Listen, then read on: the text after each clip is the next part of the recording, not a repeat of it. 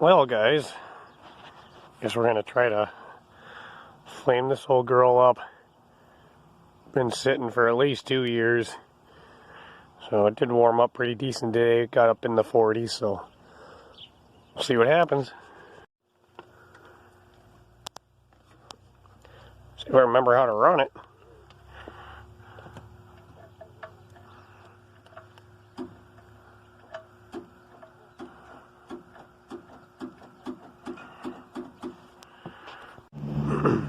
Alright guys, well, starting the old case end loader was a epic fail. So, what we're going to do is I really don't want to put new batteries in that thing because we don't hardly ever use it. The 986 batteries have been weak for, well, probably about 2 years. And I've had new batteries for it for about 6 months. And, you know, all summer long this thing will start all just fine by itself. But as it gets colder, even with it plugged in and stuff, you gotta put battery charger on it. So the batteries aren't totally junk, but they're not very good either. So what I'm gonna do is put new batteries in here. Take these batteries and put them down the end loader and see if we can make a run. So we got a interesting project coming up. I'm going to try to do my best to videotape it. Had that one pad down there, I had those 3 super huts on. Their super huts are basically a wooden portable shed. You know, they're not really meant to be a permanent structure, but that's how I've been using them for, I don't know, 13 years. So we're going to try to remedy that.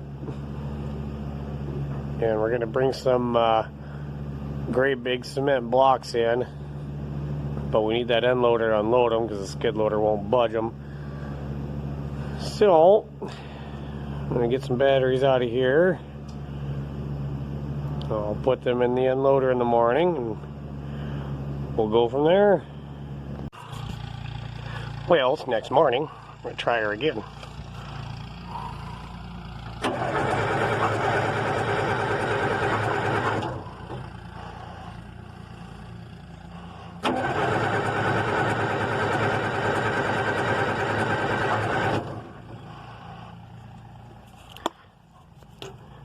We need a little nose candy.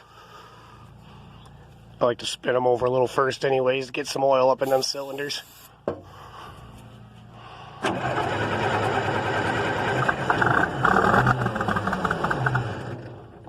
Almost.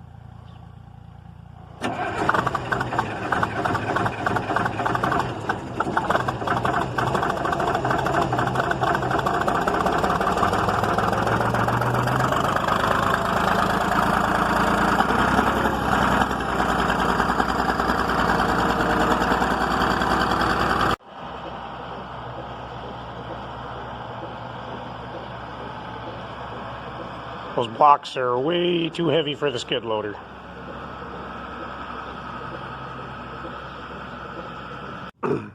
Alright guys, well, they unloaded all those cement blocks this morning. I was still in the barn, so I didn't get much for video of that. We pulled one of these super huts out of here yesterday. It's sitting over there. That needed a lot of work. It had a header board busted out up front, and the back wall on the other side was blown out. So we got that all patched up. Doing here with my audience.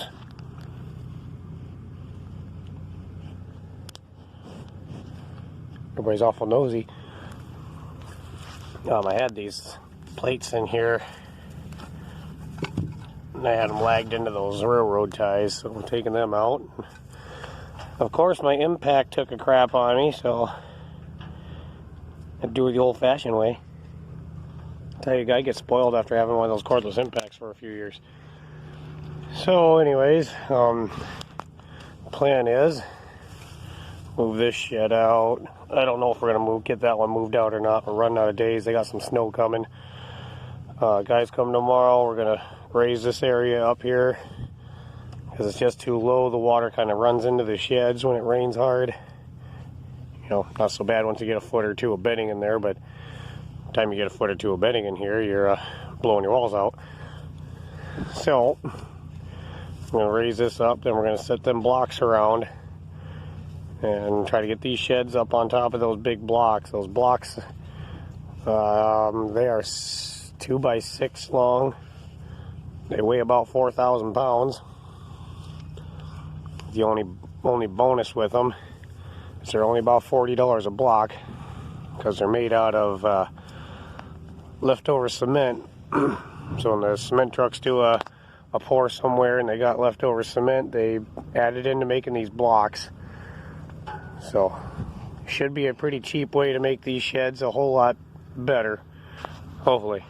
So bring you guys back tomorrow and hopefully I can get a little bit of video of what we're doing, but it's hard to say, so we'll see what happens.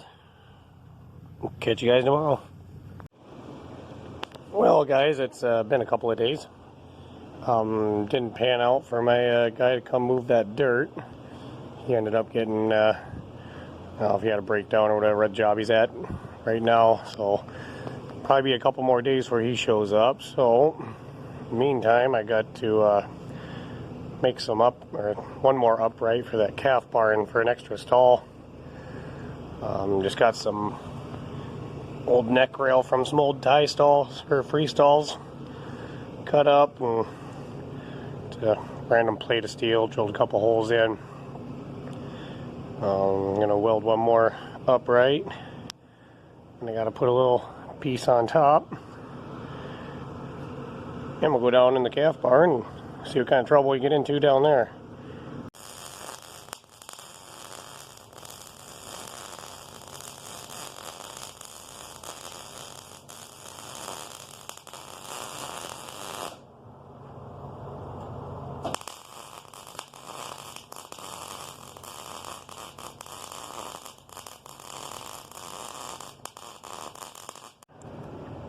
Alright, got that done. Now I'm just gonna make a piece for up here and we'll call it good.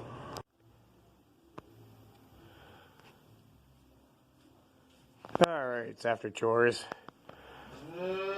There's my fancy little upright.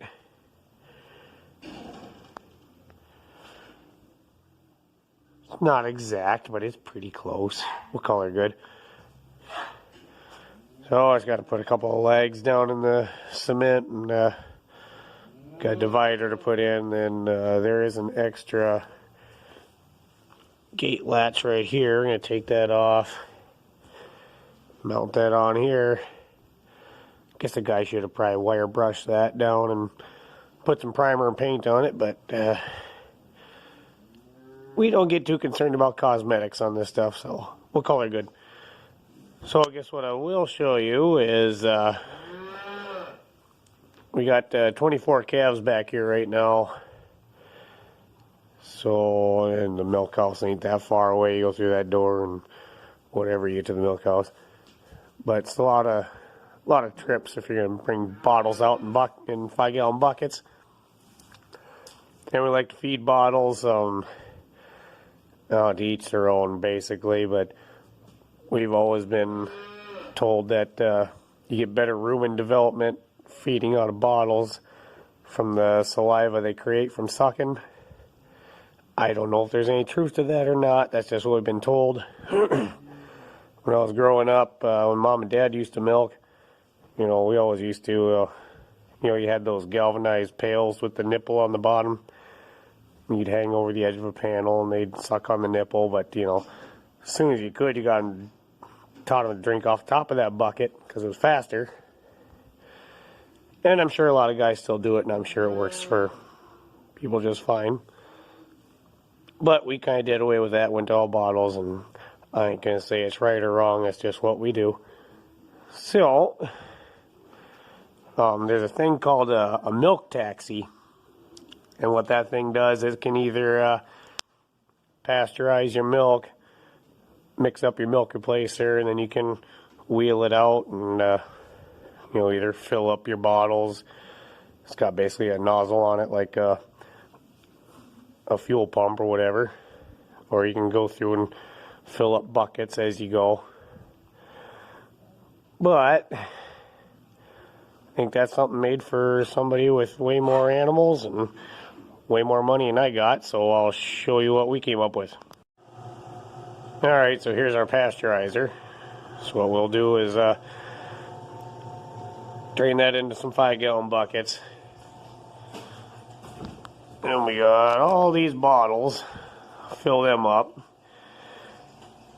And I present to you the Hartung Bottle Taxi. Look at that right there. You can fill that all up. We even got to fill up here. If you get desperate, you can put a row down here. You wheel that right out to the calf barn. And I tell you what, it doesn't even have a wobbling wheel. That's some high class stuff right there. And I'll show you my next creation here in a second. Okay, back in the calf barn here. So on the weekends, my 2 youngest daughters, they're 5 and 8. They do all the grain and stuff. I'd have them do it every day, but we don't live at the farm, so can't hardly bring them out here when I come out because that's way too early and whatnot. So on the weekends and in summertime, whatnot, graining the calves, bedding the calves, that's their job. But they're kind of young yet, so they have a hard time picking up the feed bags and carrying grain around. So I came up with the grain taxi, if you will. This sweet ride right here, we gotta put a cover on to keep the cats and the mice out of it. Just an old lick tub on a little appliance dolly thing. And they just roll that thing down, scoop out what they need. Works out pretty slick. Alright guys, I'm going to call this one good enough. I was hoping to get some more video setting them sheds up and stuff, but that guy hasn't been able to come down to move that dirt for us, so we do it ourselves, but it's got to get hauled quite a ways away. We're trying to finish off the pad around where we put that machine shed, so it'd be a lot of trips with the skid loader or even the unloader, and he can come in with a scraper and do it in a third of the time. So we'll see what happens here. Hopefully by the weekend or so we'll have that job done, and cross our fingers and hope the weather holds out. We missed that snow, so that was good. They're even talking a day next week up close to 60, so we ain't gonna complain about that, that's for sure. So anyways, call her good, and thanks for watching. We'll catch everybody later. Cheers.